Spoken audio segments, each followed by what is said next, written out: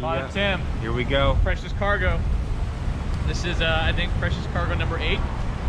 It's a bit blustery. It's very blustery. Windy day. We're gonna have to speak to be heard over the sound. I was singing that song already. You know, Sinatra. The summer wind meets the autumn wind. Da, ya, da, da. Are you a Sinatra fan? I mean, I'm a music fan. I think he had that resonant voice. Yeah, there's really no one else like him. No. Actually, I was talking to our next door neighbors at the parish who are the Italian, but they own the Italian restaurant, D'Angelo's. Yeah, I've been there before, yeah.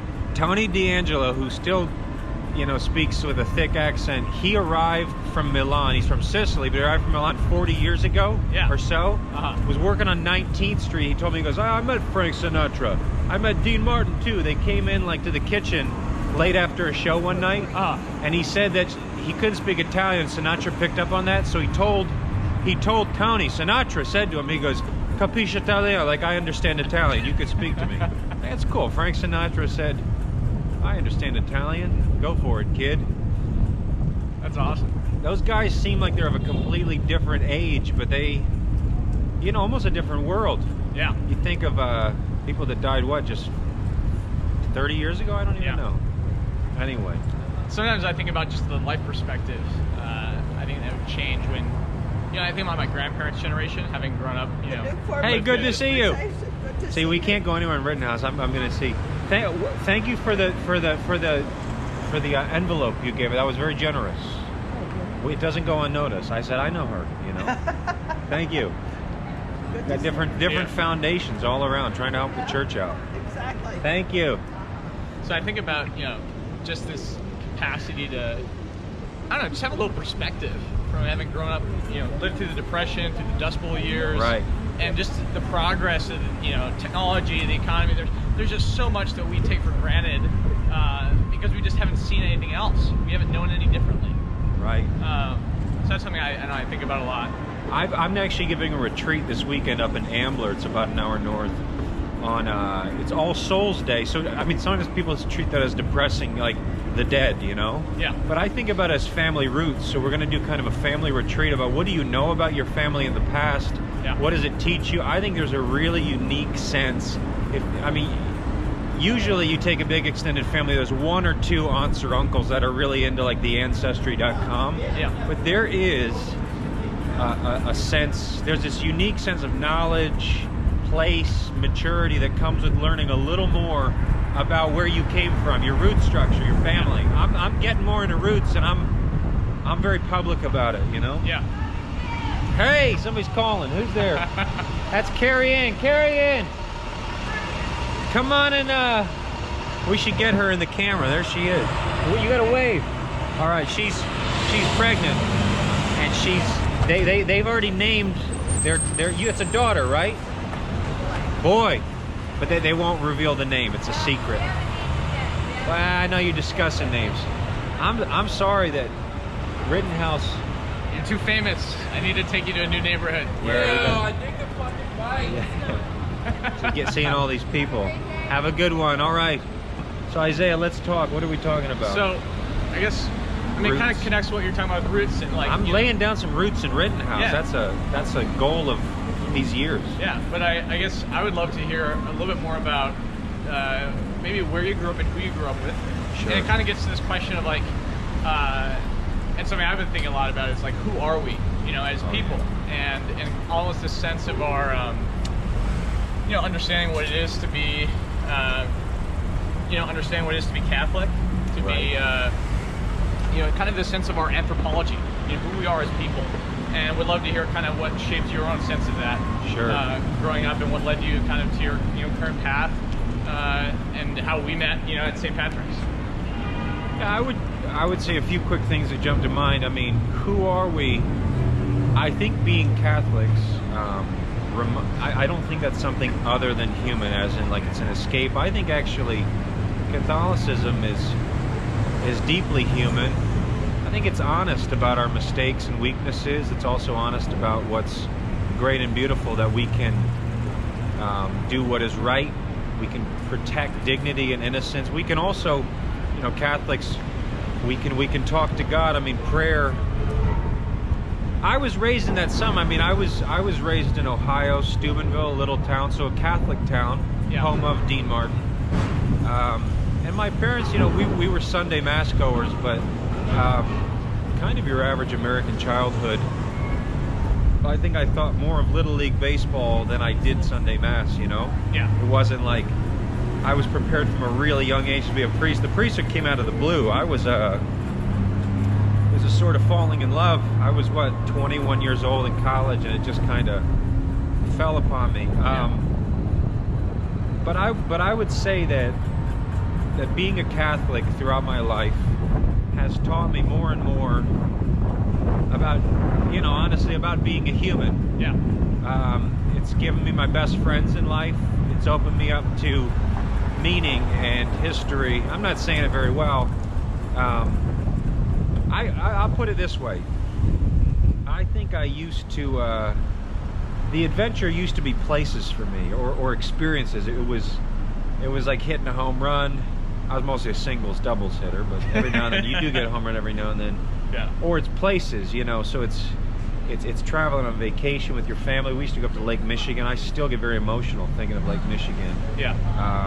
But I would just say this, through religion, this sounds like a funny sort of fruit to name, but I would say one of the fruits of the last many years is religion has taught me that the adventure is not in places or experiences. The adventure is in people. You know, when Christ says love of neighbor, he's not saying like love the hardest person ever or only homeless people. I mean, we have to do something, sure. But love your neighbor. Love of neighbor means, do you really find the regular people in your life to be interesting, to be deep, to be worth your time and attention? I would just say, like, I'm here as a priest in Philadelphia, but you could rewind the clock 10 plus years ago when I was in college, and it's still the same trajectory, is learning that the adventure is people. Christ loved the human race. I mean, God, as it says in Book of Revelation, God's dwelling is with the human race. I mean, I think we get to share in that. That deepens through religion. It's like, I'm more fascinated by people, more surprised by people. Yeah. And that's kind of my life plan, is to honor God, worship Him, stay on His path, but also the adventure is people.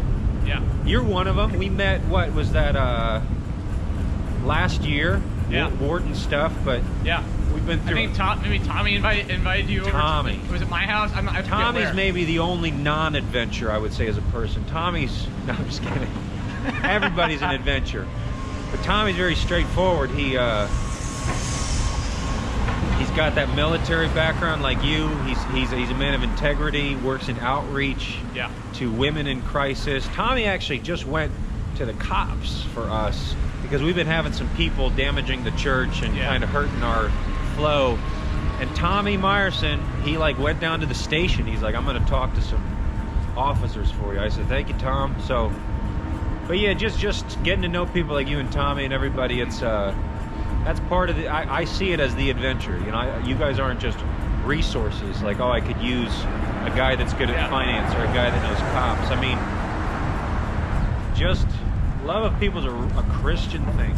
Yeah, that's so true. And I really, honestly, I just... Here we go, turning it out. I feel just so, like, I mean, convicted by that. You know, it reminds me in some ways of my dad growing up, and the way that, you know, no matter who it was, you know, it could be the janitor, the taxi cab driver, the person behind the counter.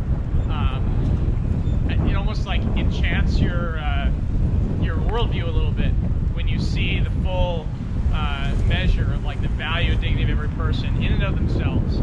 You know, not for instrumental reasons, not because they can do something for you. You know, not it's really I don't know. It's just a really powerful and I think necessary worldview. And we got a cop just pass us. Is that okay? I think so. Cops are people too. If we hit a red light, we can challenge him to a little drag race here. I'd echo that for your dad. Your mind goes right to your dad. I'm very close to my father as well. I realized that even subconsciously, when I was in high school and kind of starting to grow up a little bit, I cared about sports, popularity, these things, but I realize now subconsciously I really wanted to be like my dad. He was outgoing, he had hilarious stories, he was like his friends, and I realize now how much that motivated me to like meet friends, make stories. My dad still, it's, yeah, those roots, your dad, your mom, everybody goes through ups and downs, but I've reconnected more over the years, and it's only been an adventure, as I said. I was just home last week giving a retreat. My mom's a Catholic school principal, so my mom had me in to give some talks to the kids. My dad, after hours, he said, let's go golf, so we're going to golf and stuff, and he's the kind of guy who, my dad is an adventurer. He would drop 9 balls on a green golfing just to practice, you know. I mean, it's fun, but you lose rhythm and stuff. So finally, we were warming up to golf, and this other guy, this is my dad, right? Openness to people. This other guy, Rich Goulin, who we knew from years ago down the street, but not well. Rich, just this random guy, you guys going out? My dad's like, yeah, come with. I mean, his first response is, come on, Rich. Like, I'm visiting for 2 days. I don't get to see my dad a lot. Yeah. But immediately, he's like, yeah, let Rich join us. And I said, that's good, too, because Rich will actually keep you accountable. You're golfing with a stranger, you actually have to play golf, not just hit around. Yeah. But we golf with Rich, and that's my dad. I mean, whether it was the cashier at the grocery store or Rich Goulin wants to play around a golf, my dad's, it's an always openness to your neighbor. There's always, you can always unlock stuff, always stories, always depth, history. Yep. Yeah, powerful. And we're going down to the park here. You're not gonna see people, you're gonna see dogs too. That's right. I actually Are you as famous with the pets of Rittenhouse as you are with the people? I know some pet names. That is a good conversation starter. You ask somebody just like, hey, what's your dog's name? It kind of breaks the ice. Yeah. You get all these names too. There's this little squat little dog the other day on the sidewalk. I said, what's your dog's name? The woman goes, his name is Raisin. I was like, it would be Raisin. That looks like a raisin. But sometimes, my brother was just visiting people the other day, and they named their dogs just to mess with people. They named them like human names. They named them Kevin and Steven. So they're always saying like, Kevin, Steven. And you think they're yelling at kids, but I like the creativity that goes into dogs. I don't like the worship. I think we gotta like see pets as pets. Gotta, be in their proper ordering, but you could have fun. I like dogs. Yeah. They do lift people up, and I've seen that with elderly. You know, you have to take that seriously. I can have opinions about dogs or whatever, about how we treat them, but then again, I'm going to hospitals in town, I'm talking to the elderly, and some of them will say how much a pet has sustained them, and you got to take that seriously. That's the other thing too. I'm just coming back from the hospital today, and I mean, I met, you know, in the course of the afternoon, I meet this retired firefighter who's just this good old guy, but you know, he's dying, and he wants the priest to come in and, you know, clean him up, and it's, I'm really humbled by the priesthood, because I could say people are an adventure, and that's a human thing, but to be a priest, you get called in to sit down with people that you'd never get called in on. You know, this old veteran firefighter, he only wants me there because I'm a priest, you know? Just telling his story, and I was sitting with a girl from Jersey. She's my age, you know, 32, 33, and she's there with her old Italian grandmother that used to, from Italy, South Philly, learned a little bit of English, and now that she's gotten sick, her grandmother forgot all her English. Pure Italian again. She reverts, but sitting with this granddaughter, grandmother, I'm amazed as a priest how much people call you into their lives, and I treat that as very sacred. It's not just for the sacraments, it is, because they call you for sacraments, but it's sacred just to be invited into the room. I'm humbled by that. Every day. That's a powerful thing, and I think to some extent, you know, for those of us who are not the priesthood, we touch these things at certain discrete moments of our lives. I think about when my dad, you know, talked about his own experiences in hospice with my grandparents, you know, in their last, you know, days of life, and what a moving and kind of like holy experience that was, you know, for him. And I think these discrete moments are a much more regular feature of your work and your life's calling. Right. And that's something that is, that's really something. Now, a little less profound of a life calling, right next to us here, catty corner behind the camera, is Bulb. You get the specialty lamp store. I'm not saying they don't do good things. I don't know the people. I can't say I've ever been to Bulb. It's not my dream to minister to people by selling expensive European lamps. Yeah, other kinds of light. Do you really need this light? You need deeper light. Yeah. A brighter light. Yeah.